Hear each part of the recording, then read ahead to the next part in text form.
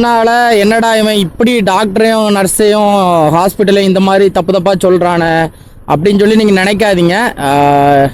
ஏன்னா இதனால எனக்கு பிரச்சனை வந்தாலும் எனக்கு பிரச்சனை கிடையாது. ஏன்னா எனக்கு நான் ஃபேஸ் பண்ணதுனால தான் இந்த வீடியோ நான் சொல்கிறேன். நம்ம வீடியோ பார்க்குற நீங்களே சொல்லுங்கள், எத்தனை பேர் கவர்மெண்ட் ஹாஸ்பிட்டல் போய் அங்கே வந்து எத்தனை பேருக்கு நான் கரெக்டானு. இது வந்து நீங்கள் கண்டிப்பாக இந்த மாதிரி ஒரு சுச்சுவேஷனை கண்டிப்பாக நீங்கள் வந்து ஃபேஸ் பண்ணியிருப்பீங்க. அது இல்லாமல் கண்டிப்பாக இருக்காது. ஏன்னா அது எப்படி சொல்லனே தெரில. அந்த பையன் பண்ணது அது தப்பா சரியான்னு கேட்டால் என்னை பொறுத்த வரைக்கும் அது தப்பாகவே இருந்தாலும் ஒரு சமூக சின்ன வயசுல இருந்து ஒரு ஆசைன்னா பெரிய ஆசை ஒரு பொருள் மேல. அதான் என் லைஃபோட டார்கெட்.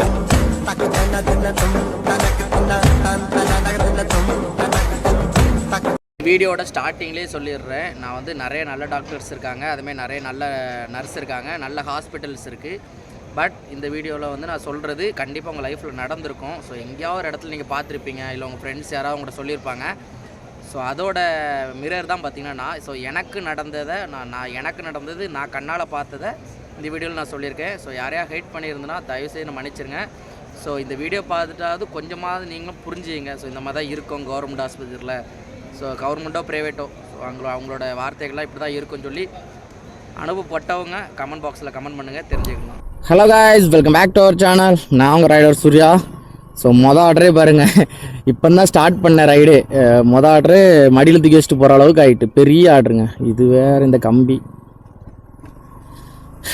கொஞ்சம் பெரிய ஆர்டரு. வண்டிக்குள்ளே ஃபுல்லாகிட்டு இது என்னென்னா நம்ம பொழுதுபோக்குக்கு பிபிக்யூ செஞ்சு சாப்பிடுவாங்க பார்த்தீங்களா, அந்த அடுப்பு இல்லை அந்த கம்பி, அந்த ஒரு மாதிரி போட்டு அதில் கறிலாம் வச்சுருப்பாங்களா, இதில் இதுக்குள்ளே கம்பியும் இருக்கும் அந்த கறியும் இருக்கும்.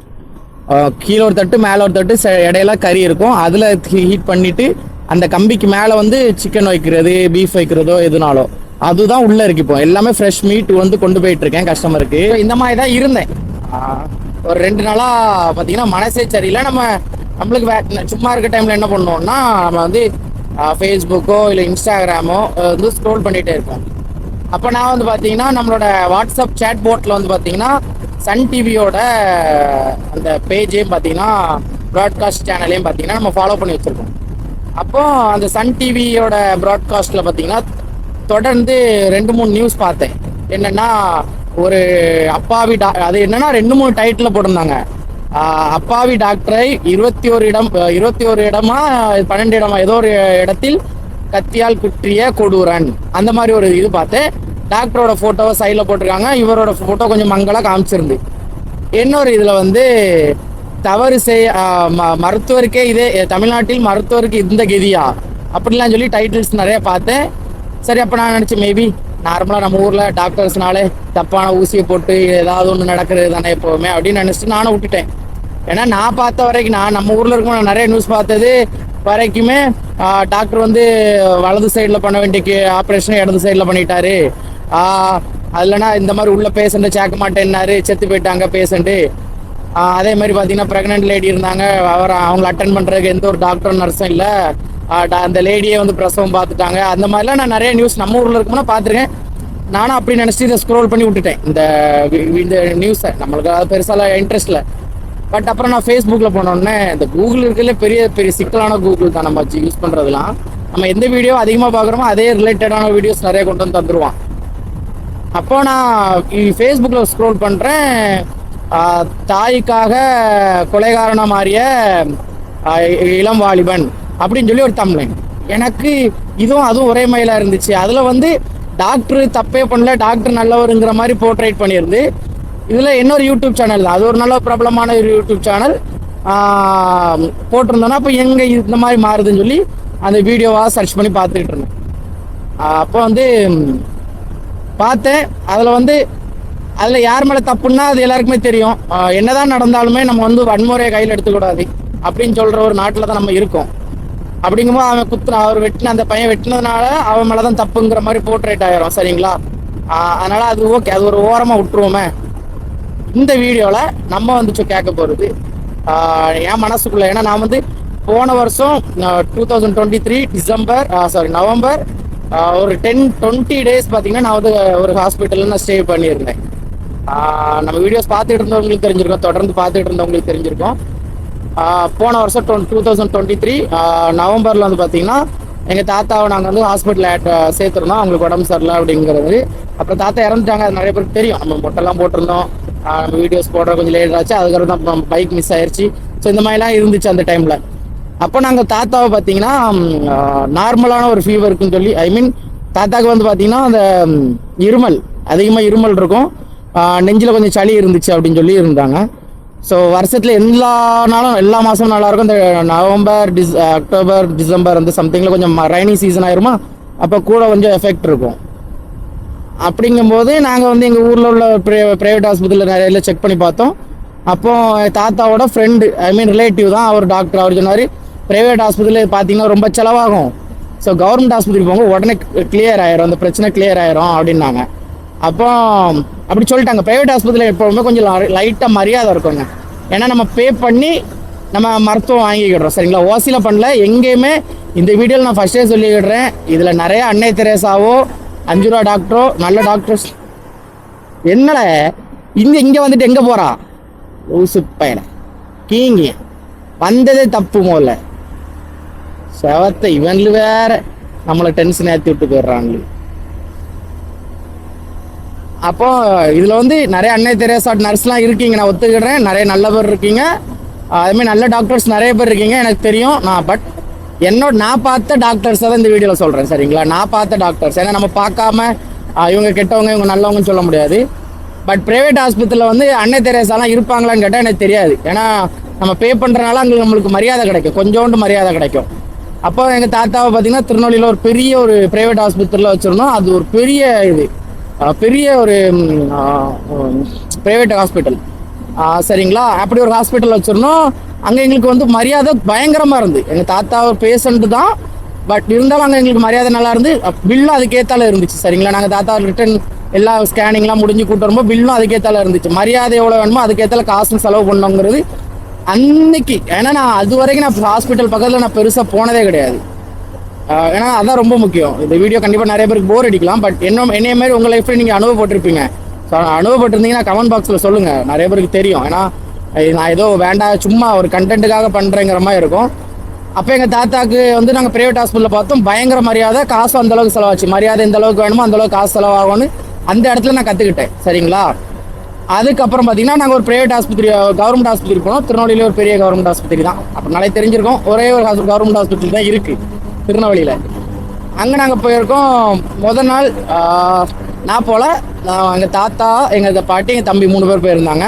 ஏன்னா நான் முதல் நாள் ஊரில் ஒரு சின்ன வேலையில் மாட்டிக்கிட்டேன், சரிங்களா? அப்போ நம்ம அங்கே இருந்தனால என்னால் போக முடியல. எங்கள் தாத்தா, பாட்டி, என் தம்பி போயிருந்தாங்க.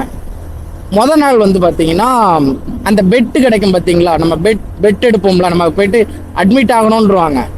நல்லா புரிஞ்சுங்க, இது ஒரு கவர்மெண்ட் ஹாஸ்பிட்டல், சரிங்களா?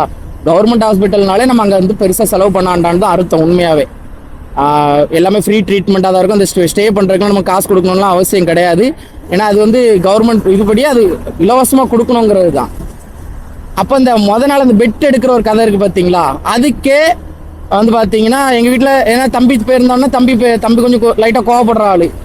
அப்போ அங்கே அவங்க காசு வேணும் தம்பி, காசு கொடுத்தா தான் பெட்டு கிடைக்கும், ஸ்டே பண்ணுறதுக்கு உள்ளே ஏதாவது இடம் கிடைக்கும் அப்படின்ட்டாங்க.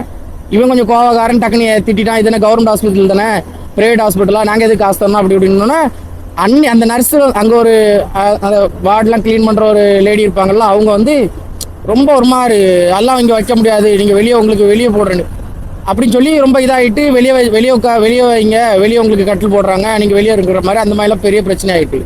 அப்போ இந்த இடத்துல அன்றைக்கி என் தம்பி அந்த மாதிரி பிரச்சனையெல்லாம் பார்த்துட்டு இப்படி அசிங்கப்படுத்துகிறாங்களேன்னு சொல்லி அன்றைக்கி ஒரு பெரிய பிரச்சனை பண்ணியிருந்தான்னு வைங்களா, இன்றைக்கி என் தம்பிக்கு இதே சுச்சுவேஷன் வந்திருக்கும், சரிங்களா? ஏன்னா அப்போ அந்த இடத்துல யார் மேலே தப்பு? இது ஒரு கவர்மெண்ட் ஹாஸ்பிட்டல், நம்ம வந்து அவங்களுக்கு 50 ரூபாவோ 40 ரூபா கொடுத்தா தான் நமக்குள்ள ஒரு பெட்டு தருவாங்கன்னா, இது வந்து நம்ம அதுக்கு ப்ரைவேட் ஹாஸ்பிட்டலே பார்த்துட்டு போயிடலாமா? கவர்மெண்ட் ஹாஸ்பிட்டல் எல்லாமே ஃப்ரீங்கிற கான்செப்ட்னால தான் நம்ம எல்லாரும் அங்கே போகிறோம், நம்மள இல்லாதவங்கனால தான் நம்ம அங்கே போகிறோம். அங்கேயும் பார்த்தீங்கன்னா பெட்டு கொடுக்குறதுக்கு நம்ம வந்து 200 ரூபா கொடுக்கணும் அப்படின்னா, அப்போ இது வந்து எப்படி இருக்கும் நீங்கள் நினச்சி பாருங்கள். இது வந்து அது கவர்மெண்ட்டா இல்லை ப்ரைவேட்டாங்கிற மாதிரியே தெரில. நம்ம எதுக்கு மேலே அந்த காசு கொடுக்கணும்? உடனே அப்புறம் எங்கள் பாட்டி தாத்தா கொஞ்சம் இது இல்லாமல்னா தாத்தா ஓகே பரவாயில்ல கொடுத்துரு அப்படின்னா எங்கள் தாத்தா 200 ருபீஸ் வந்து பார்த்திங்கன்னா அந்த லேடி கொடுத்துருந்தாங்க. உடனே அந்த லேடியும் உள்ள ஒரு அது ஐ மீன் அது பெரிய இது மாதிரி தான் இருக்குது. நீங்கள் பார்த்துருப்பீங்க ப்ரைவேட் ஆஸ்பத்திரி கவர்மெண்ட் ஆஸ்பத்திரி போனாலே ஒரு பெரிய ஹால் மாதிரி அதில் நிறைய பேஷண்ட் இருப்பாங்க. அப்படி ஒரு இடத்துல கொடுத்துட்டாங்க தாத்தாக்கு. உடனே எங்கள் தாத்தா அங்கே ஸ்டே பண்ண ஆரம்பிச்சிட்டாங்க. அடுத்த நாள் நான் போகும்போது தான் எனக்கு அங்கே உள்ள விஷயங்கள் தெரியும். தாத்தாவை ஸ்கேன் பண்ணுறதுக்கு மேலேருந்து கூட்டு வர்றது எல்லாம் நம்ம தான். ஐ மீன் நம்ம தான் தள்ளிட்டு வரணும், எல்லாமே நம்ம தான் கொண்டு போவாங்க ப்ரைவேட் ஹாஸ்பிட்டலில். ப்ரைவேட் ஹாஸ்பிட்டலில் வந்து பார்த்திங்கன்னா நர்ஸே வந்து அவங்கள தள்ளி கூட்டு போயிட்டு அவங்களே ஸ்கேன் பண்ணி கூட்டு வந்து வச்சு அப்படி பண்ணுவாங்க. கவர்மெண்ட் ஹாஸ்பிட்டலில் அந்த மாதிரி பண்ண மாட்டாங்க. ஆனால் நான் எப்படி பார்த்தா அந்த மாதிரி பண்ணணும். ஸோ ஏன்னா இப்போ ஒரு வீட்டிலேருந்து ஒரு ஆள் வரல, தனியாக அவங்க மட்டும் தான் இருக்காங்கன்னா அங்கே உள்ள கம்பவுண்டரோ இல்லை கிளர்க்கோ ஸோ இந்த மாதிரி யாராக இருக்காங்கன்னா அவங்க தான் நான் எப்படி பார்த்தா அந்த பேஷண்ட்டை அவங்க தான் கேர் பண்ணி பார்த்துக்கணும். அதுக்கு தான் அவங்க சம்பளம் வாங்குறாங்க. அங்கே உள்ள நிறைய நர்ஸுக்காரங்க சம்பளம் வாங்குறது அதுக்கு தான். பட் அப்போ அந்த டைமில் யாரும் அப்படி பண்ணல. நான் எங்கள் தாத்தா பெரிய பாட்டி எல்லோரும் நாங்கள் எங்கள் தாத்தாவை கூட்டு வந்துட்டோம். சேரில் வச்சு கூட்டு வரோம். இந்த மேலேருந்து கூட்டு வந்ததும் நாங்கள் தான், தள்ளிட்டு வந்தது எல்லாமே நாங்கள் தான். பட் அந்த கூட ஒரு லேடி வந்துகிட்டே இருப்பாங்க, நம்ம கூட சும்மா வருவாங்க. வந்து இதுதான் அந்த ரூமு, இங்கே தான் ஸ்கேன் பண்ணோம்பாங்க. அப்போ கூட நம்ம வந்து பார்த்திங்கன்னா அந்த லேடிக்கு நம்ம வந்து காசு கொடுக்கணும், 60 ரூபா கொடுக்கணும். நான் கொடுத்தேன். அப்போ நான் அந்த அக்கடை கேட்க இது எதுக்குக்கா அப்படின்னா, இல்லை தம்பி அது நம்ம கூட்டு வந்துடலாமா அப்படிம்பாங்க. ஆனால் கூட்டு வந்தது நம்ம தான் தள்ளிட்டு வர்றது, எல்லாமே நம்ம தான் தள்ளிட்டு வரோம், எல்லாமே நடக்கும். ஸோ அப்போ எனக்குமே அங்கே வந்து பயங்கர கோவம். ஏன்னா காசு இல்லைங்கிறதுனால தான் நான் வந்து ப்ரைவேட் ஆஸ்பத்திரிக்கே வந்திருக்கேன். முதல்ல கவர்மெண்ட் ஆஸ்பத்திரிக்கே வந்திருக்கேன். சரிங்களா, இங்கே வந்தோம் நீ என்கிட்ட காசு வாங்குற, ஐயோ இல்லைங்க. இதை சொல்ல எனக்கு அப்படியே என்னன்னா நான் பேமெண்ட்லாம் கொடுத்துட்டேன், எல்லாம் ஓகே தான். ஏன்னா நம்ம எங்ககிட்ட கொஞ்சம் பேமெண்ட் இருந்துச்சு. ஸோ நாங்கள் எல்லாத்துக்கும் கொடுக்க ஆரம்பித்தோம். அப்புறம் தாத்தாவுக்கு 2-3 நாள் ஆக பார்த்தீங்கன்னா ரொம்ப உடம்பு சரியில்லாமல் போகும்போது துணைக்கு ஒரு ஆள் வேணும் அப்படிங்கும்போது நாங்களே அங்கே நின்று எல்லாமே நாங்களே பண்ணிட்டோம். அது எல்லாமே இருந்துச்சு. பட் அங்கே நாங்கள் நிறைய விஷயம் பார்த்தோம். ஒரு ஹாஸ்பிட்டலில் நீங்கள் ஸ்டே பண்ணி பார்த்துருப்பீங்க. நிறைய பேருக்கு கண்டிப்பாக ஒரு நாள் கூட ஹாஸ்பிட்டல் போகாமல் யாருமே இருக்க மாட்டீங்க. சப்போஸ் போயிருப்பீங்க நீங்கள். அப்படிங்கும்போது அங்கே டிஃப்ரெண்ட்டாக இருக்கும் அங்கே உள்ள அந்த வார்த்தைகள் ஸ்லாங். ஏன்னா வந்து நம்ம போயிட்டோனாலுமே ஒரு கவர்மெண்ட் ஹாஸ்பிட்டல் போயிட்டோம்னா அங்கே உள்ள நர்ஸு, அப்புறம் அங்கே அந்த வேலை பார்க்குற அந்த நான் சொல்கிறேன் ஃபீமேலையும் சொல்கிறேன் ஜென்னையும் சொல்கிறேன். சரிங்களா, நர்ஸு, அப்புறம் அங்கே அந்த டேக் ஓவர் பண்ணுறதுக்கான ஆட்கள்லாம் இருப்பாங்கல்ல, நம்ம அந்த ஆயாமாப்பாங்க அந்த மாதிரி. அப்புறம் டாக்டர்ஸு. ஸோ டாக்டர் இப்போ வந்து எங்கள் பாட்டி மட்டும் போயிருந்தாங்கன்னு வைங்களா, அவங்க ரொம்ப கஷ்டப்பட்டுருப்பாங்க அங்கே. ஏன்னா டாக்டரு யார்கிட்ட இங்கிலீஷ் பேசணும்னு தெரியாத அளவுக்கு ஒரு முட்டாள்னா அது அவங்க தான். இப்போ தமிழ்நாட்டில் தான் படிச்சிருப்பான், தமிழ்நாட்டில் தான் வேலை பார்த்துருப்பான். ஒரு நல்ல வயசான ஒரு பாட்டின்னு வைங்களா, ஒரு நல்ல வயசான ஒரு அம்மா யாரோ வராங்க, அவங்களுக்கு கண்டிப்பாக இங்கிலீஷ் லாங்குவேஜ் தெரியாதுன்னு அந்த டாக்டருக்கு தெரியும். டாக்டர் என்ன எல்லாருமே என்ன அமெரிக்கா, லண்டன், யூரோப்பு, கனடா அந்த மாதிரி கண்ட்ரிலேருந்து வந்தால் வேலை பார்க்குறாங்க நம்ம தமிழ்நாட்டில்? கண்டிப்பாக கிடையாதுங்க, கண்டிப்பாக கிடையாது. நானே சொல்லுவேன், கண்டிப்பாக கிடையாது. அப்படி எந்த டாக்டருமே கிடையாது. ஏன்னா அதிகபட்சம் கேரளாவில் இருந்தோ கர்நாடகாவில் இருந்தோ வந்து இப்போ வேலை பார்ப்பான். ஏன் தமிழ்நாடு அத்தனை வருஷமாக அங்கே ஒருத்தர் வேலை பார்க்குறான்னா அவனுக்கு தமிழ் தெரியாமல் இருக்குமா? ஒரு தமிழ்நாட்டில் ஒரு பெரிய ஒரு கவர்மெண்ட் ஹாஸ்பிட்டலில் வேலை பார்க்குறவனுக்கு தமிழ் தெரியாமல் இருக்குமா?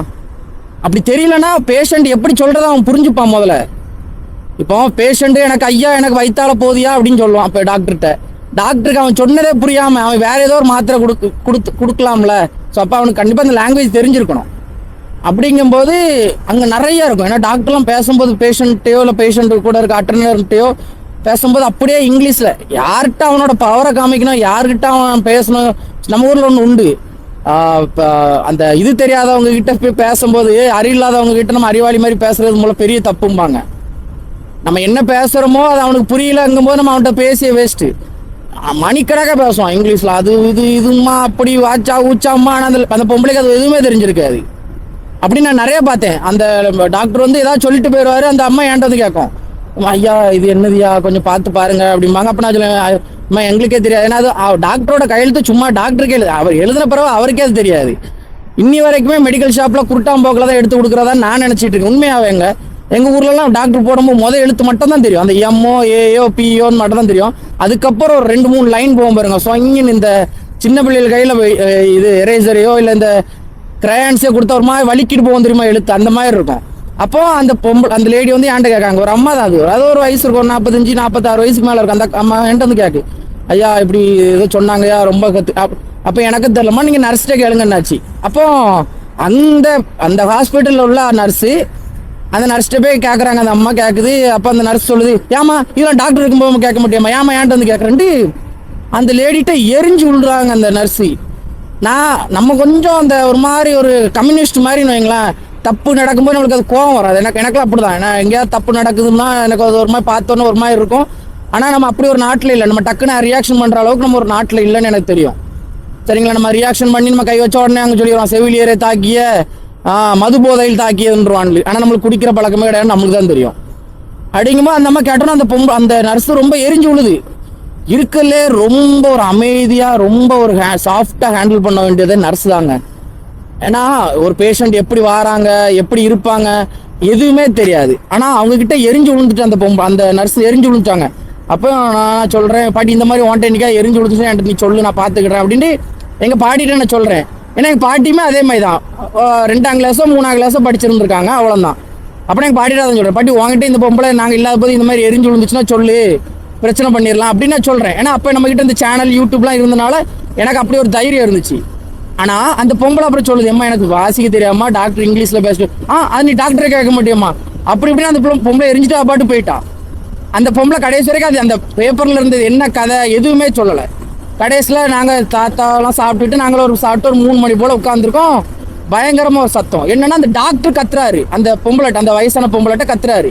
என்னமோ அப்போ அவ்வளோ நேரம் காலை நீ பேசிட்டு போகும்போது மயிறு மாதிரி ஃபுல்லாக இங்கிலீஷில் இது பண்ண நீ சாயந்தரம் ஏசும்போது தமிழில் ஏசுறாரு. என்னம்மா உனக்கு அறிவு இல்லையாம்மா, ஆனால் அவன்கிட்ட எவ்வளோ தெளிவாக சொல்லிட்டு போனம்மா, டெஸ்ட் எடுக்க போமா, யூரின் டெஸ்ட் எடுக்க போமான்னு. அப்போ எனக்கு எரிச்சல் ஆகிட்டு. எனக்கு அவர் பேசணுன்னா அவருக்கு வயசுலாம் பார்த்தீங்கன்னா அதிகபட்சம் என்னோட 2 வயசு கூட இருப்பாருங்க. 2023 27 29 இருக்கும் மேபி. அப்போ தான் அந்த வேலைக்குள்ளே அந்த ஃப்ரெஷர் மாதிரி இருக்காருன்னு வைங்களேன். அப்படி ஒரு ஆள் தான் அந்த டாக்டர். சின்ன பையன் மாதிரி தான் இருப்பார் வைங்க. ஏன்னா அந்த அம்மாவுக்கு அவங்க அம்மா வயசு இருக்கும் அந்த டாக்டருக்கு. ஆனால் வாமா போமா என்னம்மா உனக்கு அப்படி இப்படின்னு தமிழில் பேசுகிறான் அவன்.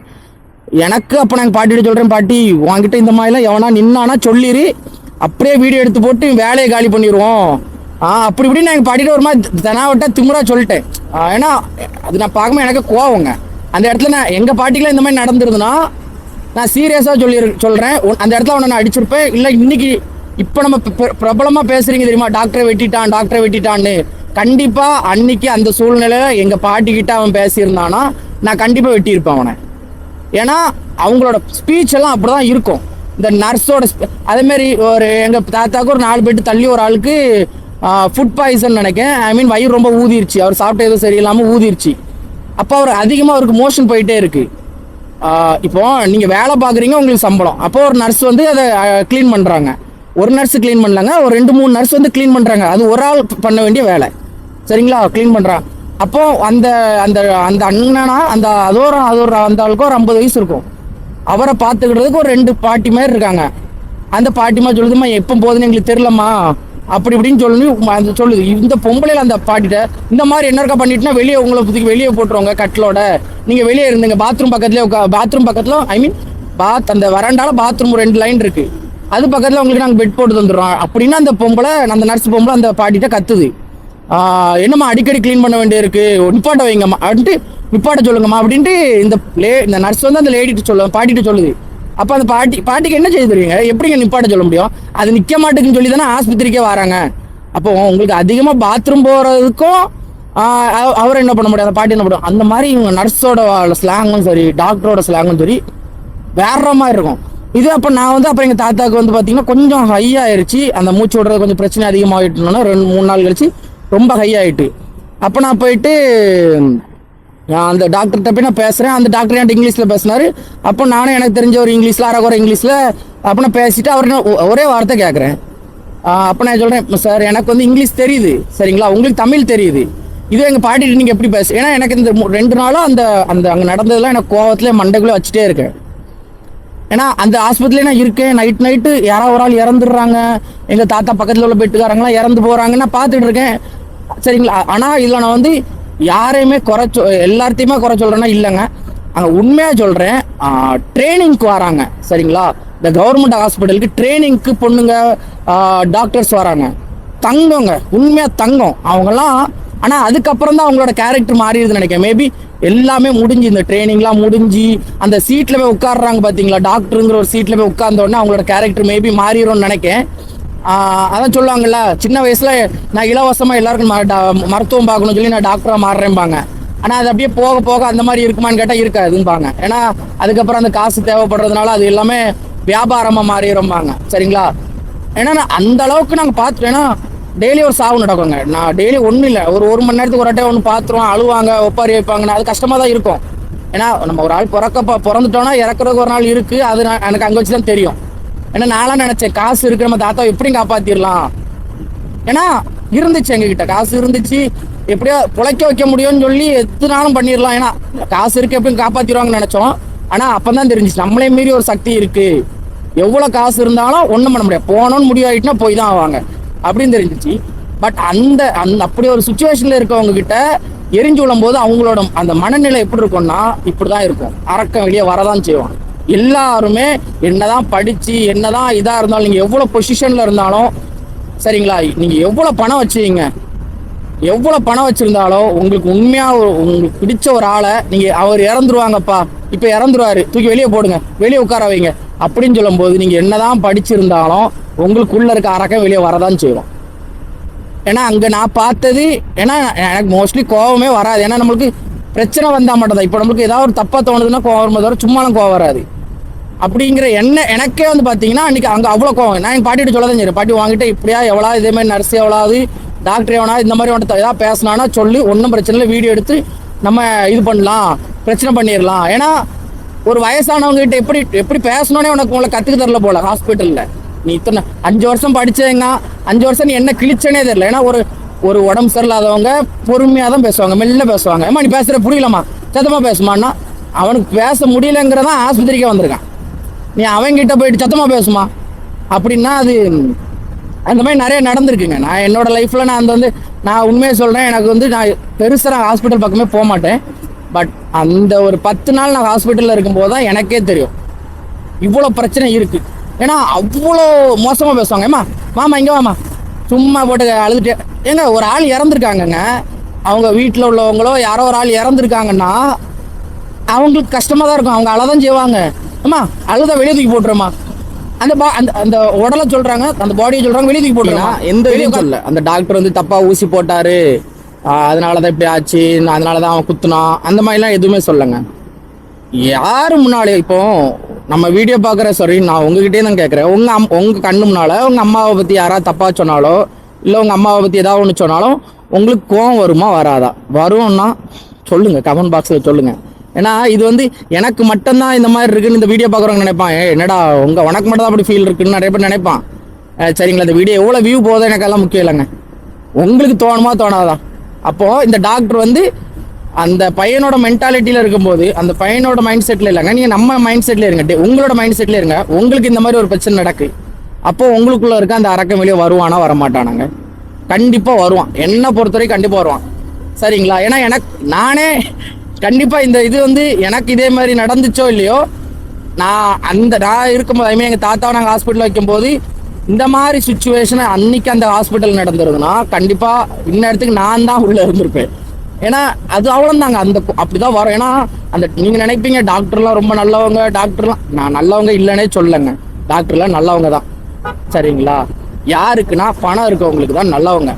இதுவே எத்தனை நியூஸ் பார்த்துருப்போம் நம்ம, டாக்டர் தப்பா ஊசி போட்டு இளம் பெண் இறப்பு, டாக்டர் தப்பா ஆப்ரேஷன் பண்ணி பெண் சாவு, எவ்வளோ பார்த்துருப்போம், எத்தனை டெத் பார்த்துருப்போம். கேட்டால் என்ன சொல்லிடுவாங்க, மெடிக்கல் டெத். அது டெத் இல்லைங்க, அது கொலை. உனக்கு கரெக்டாக ஆப்ரேஷன் பண்ண தெரியாமல் நீ ஒரு இவன் யார்லையுமே லூசுப்ப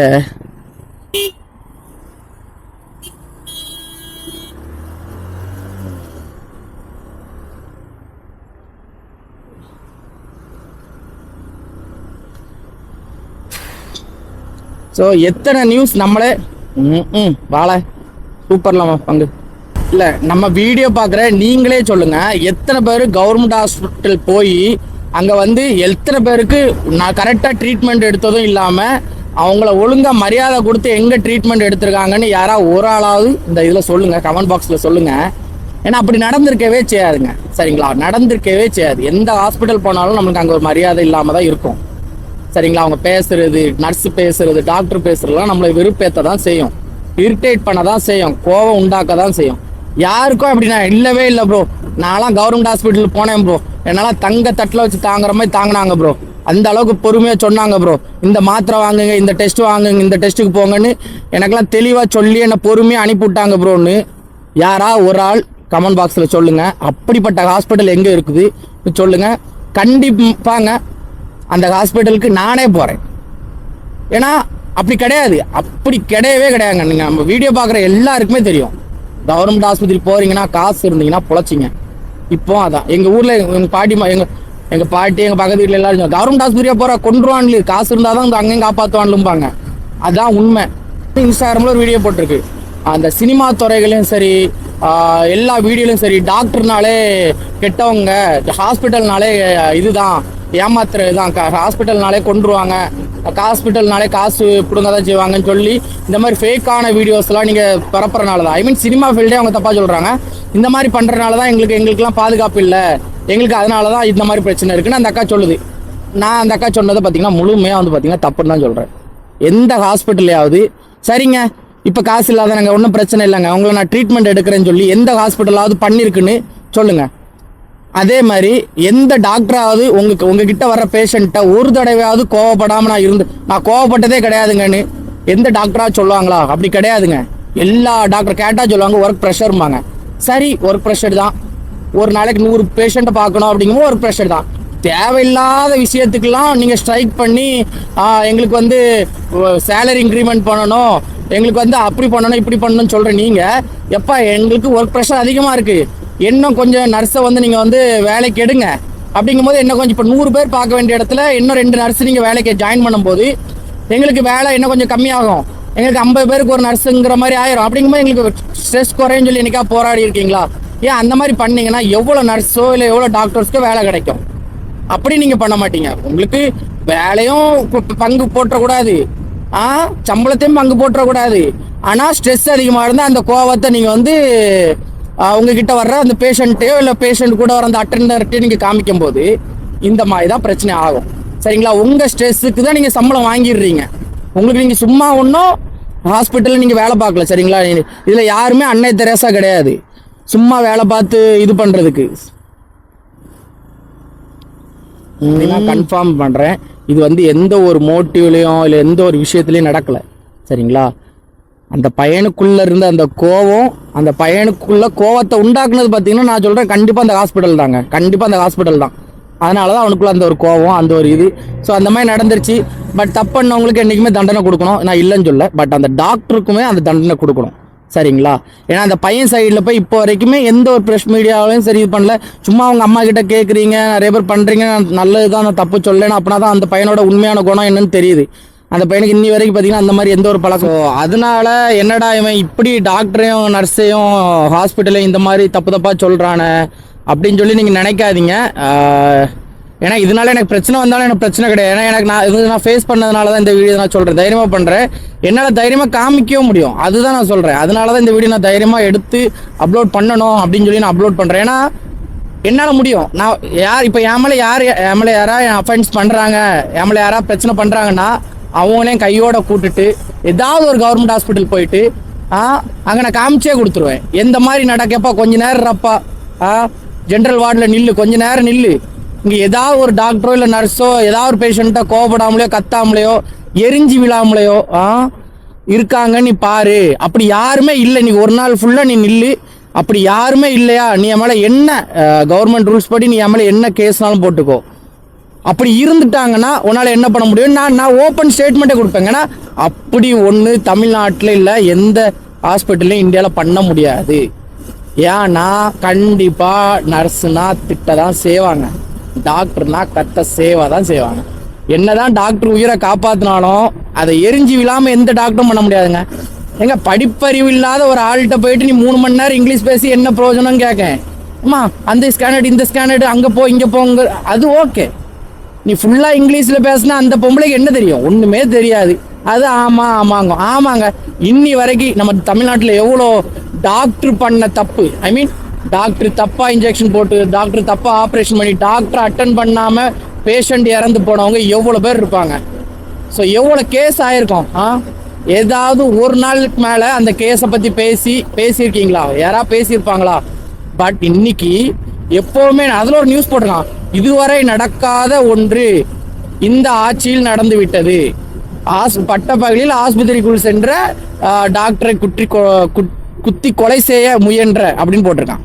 ஏன் இதுவரைக்கும் டாக்டரு பேஷண்ட் கிட்ட தப்பா ஆப்ரேஷன் பண்ணி சாவடிக்கலையா?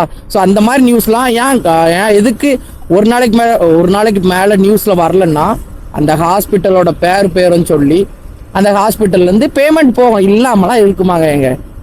அப்படி போய் அந்த நியூஸே இல்லாமல் ஆயிரும். இதுவே இன்னைக்கு ஒரு சராசரி மனுஷன் வந்து இந்த மாதிரி ஒருத்தன் பண்ணிட்டான் அப்படிங்கும்போது எத்தனை நியூஸ். இதில் டாக்டர்லாம் வன்மையாக கண்டிக்கிறாங்களா, நாங்கள் ஸ்ட்ரைக் பண்ண போகிறோம், எங்களுக்கு பாதுகாப்பு இல்லை, உங்ககிட்ட நாங்கள் வரோம், எங்களுக்கு நீங்கள் ஏதாவது பாதுகாப்பு கொடுக்க முடியுமா? நாங்கள் சாவ மாட்டோம், ஒன்று நீ சாவ மாட்டேன் அப்படின்னு சொல்லி எங்களுக்கு ஏதாவது அக்ரிமெண்ட் தர முடியுமா? முடியாதுல்ல. நீ பண்ணுற ஏதாவது ஒரு மிஸ்டேக்கில் இறந்துட்டோன்னா உன்னால் எங்களுக்கு ஷூரிட்டி போட முடியுமா? முடியாதுல்ல. அப்போது அதெல்லாம் தப்பு தான், எல்லாத்தையும் செக் பண்ணணும். இனிமேல் டாக்டர் மேலே யாராவது டாக்டரை எதிர்த்து பேசினாலும், அதில் ஒரு லேடி சொல்கிறேன், இனிமேல் டாக்டர்கிட்ட ஒருத்தன் குரலை வசதி பேசணும்னு நினச்சாலும் அவனுக்கு பயங்கரமான தண்டனை கொடுக்கணும்னு சொல்லி கவர்மெண்டில் இது போடணும், ஸ்ட்ரிக்டாக ஒரு கவுன்சிலிங் ரெடி பண்ணணும் அப்படின்னு. அதே மாதிரி டாக்டருக்கும் நர்ஸுக்கும் ஒன்று போடலாமா? பேஷண்ட்டுக்கிட்ட நீங்கள் வந்து தமிழில் தான் சொல்லணும், என்னென்ன லாங்குவேஜில் பேசுகிறாங்களோ அந்தந்த லாங்குவேஜில் பேசுங்கன்னு சொல்லிட்டு எந்த ஒரு பேஷண்ட்டையும் சரி அட்டெண்டர்ட்டையும் சரி பேஷண்ட்டோட அட்டெண்டன்ஸும் சரி நீங்கள் கோவப்படக்கூடாது, அவங்களுக்கு பொறுமையாக விளக்கம் சொல்லணும்னு சொல்லி ஒரு சட்டம் போடட்டு. இங்கே எத்தனை பேர் வந்து நீங்கள் டாக்டராக இருப்பீங்க தெரியுமா? ஒரு ஆளாக இருக்க மாட்டீங்க. ஏன்னா அந்த மாதிரி தான் எல்லா இடத்துலையும் பார்த்தாச்சுங்க. எவ்வளோ வீடியோஸ் பார்க்குறோம். நர்ஸு அங்கே ஒருத்தன் துடிச்சிட்டு அப்பா நர்ஸ் உட்காந்து போய் புக்கு நோண்டிகிட்டு இருப்பா, இல்லை புக் பார்த்துக்கிட்டு இருப்பா, இல்லை ஃபோன் நோண்டிகிட்டு இருப்பா. எத்தனை இடத்துல அப்படி நடந்துகிட்டு இருக்கு. இதெல்லாம் என்ன வீடியோ வெளியே வராமலே இருக்கீங்க என்ன? அந்த ஹாஸ்பிட்டல் போயிடும் சொல்லி நிறைய இடத்துல அந்த மாதிரி வீடியோஸ்லாம் அப்படியே போயிடும். ஆனால் எதுவுமே நர்ஸு சைட்லேயும் டாக்டர் சைட்லேயும் தப்பே இல்லாத மாதிரி இது வந்து போர்ட்ரேட் பண்ணுறது என்னை பொறுத்த வரைக்கும் ஒரு பெரிய அஃபென்ஸ். இதுதான் பெரிய அஃபென்ஸ், நான் பண்ணுறது கிடையாது. இப்போ இது வீடியோ அஃபென்ஸ் கிடையாது, சரிங்களா? அதனால இது ரொம்ப ஒரு கன்னிஸாக இருப்பீங்க தெரியுமா? டாக்டர்ஸ்லாம் தெய்வம், டாக்டர்ஸ்லாம் ஒரு நாள் ஏதாவது ஒரு கவர்மெண்ட் ஹாஸ்பிட்டலில் போய் பாருங்கள், உங்களுக்கே தெரிஞ்சிடும், சரிங்களா? அந்த பையன் பண்ணது தப்பா கரெக்டான்னு தெரியணும். அந்த பையன் மேலே தப்பு இல்லைன்னு சொல்ல மாட்டேன், சரிங்களா? அவன் பண்ணது தப்பு தான், ஆயுதத்தை எடுத்து பண்ணது தப்பு தான். ஆனால் நம்ம இதில் ஒரு இது உண்டு, தப்பு பண்ணதை விட தப்பு பண்ண தூண்டவனுக்கு தான் அதிக தண்டனை அப்படின்னு நம்ம படத்துலேயும் பார்த்துருக்கோம், நிறைய பேர் வாயில் சொல்லும் போது கேட்டிருக்கோம். அப்படிங்கும்போது என்ன பொறுத்தவரை அந்த டாக்டருக்கு தான் இப்போ இருக்கிறதுலே பெரிய தண்டனை கொடுக்கணும், சரிங்களா? இவன் தப்பு பண்ண தூண்டினது அந்த டாக்டர் தான். என்னை பொறுத்தவரை டாக்டருக்கு தான் பெரிய தண்டனை கொடுக்கணும்னு நான் வந்து முழுமையாக இதில் வந்து சொல்கிறேன். ஏன்னா நான் பார்த்துருக்கேன், அனுபவப்பட்டிருக்கேங்க. ஏன்னா இதில் கண்டிப்பாக எல்லாரும் அனுபவப்பட்டிருப்பீங்க. ஒரு நாளாவது உங்கள் அம்மாவையோ இல்லை உங்கள் வீட்டில் யாரையோ நீங்கள் ஒரு ஆள் ஆஸ்பத்திரி கூட்டு போயிருப்பீங்க, இல்லை வேற யாராவது ஹாஸ்பிட்டலுக்கு கூப்பிட்டு போகும்போது நீங்கள் துணைக்கு போயிருப்பீங்க. கண்டிப்பாக உங்களுக்கு அங்கே ஒரு சுச்சுவேஷன் அப்படி நடந்திருக்கும். நடந்தவங்க மட்டும் கமெண்ட் பாக்ஸில் சொல்லுங்கள், போதும். அந்த ஒரு போதும். ஏன்னா இது வந்து எனக்கு மட்டும்தான் நடந்திருந்ததுன்னா இந்த வீடியோ நான் டிலீட் பண்ணிடுவேன், சரிங்களா? அப்படி நான் பார்ப்பேன், எந்த ஒரு கமெண்ட்டும் இல்லை அப்படின்னா நான் கண்டிப்பாக இந்த வீடியோ டிலீட் பண்ணிடுவேன். யாராவது ஒரு ஆளாவது ஆமாம் ப்ரோ எனக்கு இந்த மாதிரி நடந்திருந்து, எங்கள் வீட்டுக்கு இந்த மாதிரி நடந்திருந்துன்னு சொன்னால் போதும். இந்த வீடியோ அப்படி தான் இருக்கும். கண்டிப்பாக இதுக்கு நான் எவ்வளோ செலவு பண்ணாலும் பரவாயில்லைங்க இந்த வீடியோவை. ஏன்னா என்ன பண்ணி இந்த வீடியோ வைரல் ஆக்க முடியுமோ நான் வைரல் ஆக்குவேன். கண்டிப்பாக ஆட் ப்ரொமோஷனே கொடுத்து இந்த வீடியோ நான் வைரல் ஆக்க முடிஞ்சாலும் ஆக்குவேங்க. ஒரு ஆள் சொன்னால் போதும், ஆமாம் பிரதர் நானும் இந்த மாதிரி ஹாஸ்பிட்டல் போனேன், மரியாதை இல்லாமல் தான் பேசினாங்க, மரியாதை இல்லாமல் தான் நடத்துனாங்க அப்படின்ட்டு ஒரு ஆள் சொல்லிட்டு இந்த கமெண்ட் பாக்ஸில் இந்த வீடியோ எப்படி வைரல் ஆகணுமோ நான் அந்த மாதிரி பண்ணுவேன். எத்தனை இதுக்கு கொடுத்து என்னால் பண்ண முடியுமோ நான் பண்ணுவேன். ஏன்னா இது என்னோட மனசில் மட்டும் இல்லைங்க, நம்ம தமிழ்நாட்டில் ஒரு கவர்மெண்ட் ஹாஸ்பிட்டலுக்கு ட்ரீட்மெண்ட் போகிறவங்களுக்கு நடக்கிற ஒரு பிரச்சனை இது. அதனால தான் இந்த வீடியோ நான் 2-3 நாள் பார்த்து எனக்கு டென்ஷன் ஆகிட்டு. சரி என்னைய மாதிரி ஒருத்தன் எங்கேயோ பாதிக்கப்பட்டிருக்கான் அப்படிங்கிறதுனால தான் சரி என்னோட ஆதங்கத்தை இதில் தீர்த்துடணும். ஏன்னா ஒருத்தனாவது இந்த வீடியோ பார்த்துட்டு ஆமாம் இப்படிலாம் இருக்குன்னு சொல்லி அந்த வீடியோ ஒன்று வெளியே போச்சுனாலும் போதுங்க. கண்டிப்பாக கவர்மெண்ட் இதுக்குன்னு ஒரு இது நடத்தும். ஒரு நாள் யாராவது ஒரு கவர்மெண்ட் அதிகாரி இந்த மாதிரி போய் பார்க்கட்டு, சும்மா சர்ச் பண்ணி பார்க்கட்டு எல்லா கவர்மெண்ட் ஹாஸ்பிட்டலையும் மரியாதையாக தான் பேசுகிறாங்களா அப்படிலாம் பார்த்தாங்க.